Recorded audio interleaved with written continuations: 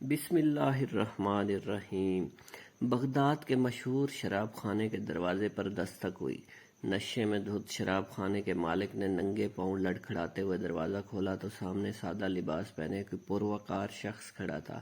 شراب خانے کے مالک نے اکتائے ہوئے لہجے میں کہا، معاف کیجیے، شراب خانہ بند ہو چکا ہے، سب ملازم جا چکے ہیں، اب کل آئیے گا۔ اس سے پہلے کہ شراب خانے کا مالک پلٹتا، اس پروقار شخص نے مالک کے کندھے پر ہاتھ رکھا اور کہا، مجھے بشر بن حارث سے ملنا ہے، اس کے لیے ایک اہم پیغام ہے۔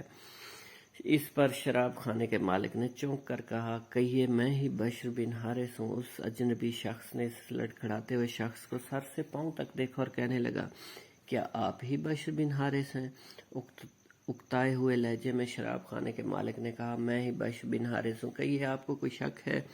اس پر اس اجنبی شخص نے آگے بڑھ کر بشر بن حارث کے ہاتھوں کو بوسہ دیا اور کہنے لگا کہ مجھے مالک ارض و سما نے بھیجا ہے کہ میرے بشر بن حارث میرے دوست کو سلام کہنا اور کہنا، بشر بن حارث، جس طرح تم نے میرے نام کی عزت رکھی ہے، اس طرح رہتی دنیا تک اللہ تیرے نام کی عزت رکھے گا۔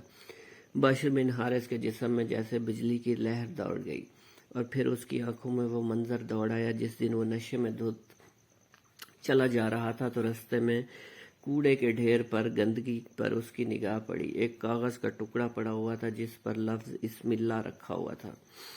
بشر بن حارث آگے بڑھے، اس کاغذ کو اٹھایا، چوما صاف کر کے ایک پاس صاف جگہ پر رکھ دیا اور کہنے لگا، اے مالک عرش عظیم، یہ مقام تو بشر کا ہے، تیرا مقام تو بادشاہی ہے، تو سارے جہان کا مالک ہے۔ یہی وہ ادا تھی جو بشر بن حارث کو بشحافی بنا گئی۔ کون بشحافی؟ امام احمد بن حنبل۔ اتنے بڑے عالم محدث ہو کر بشر بن حارث کے پیچھے پیچھے پھرا کرتے تھے تو لوگوں نے پوچھ لیا کہ امام احمد بن حنبل، آپ اتنے بڑے عالم ہو کر ایک بشحافی فقیر کے پیچھے پیچھے پھرتے ہیں؟ تو اس پر امام احمد بن حنبل نے کہا، لوگو سنو، امام احمد بن حنبل جس رب کو مانتا ہے، بشحافی اس رب کو جانتا ہے۔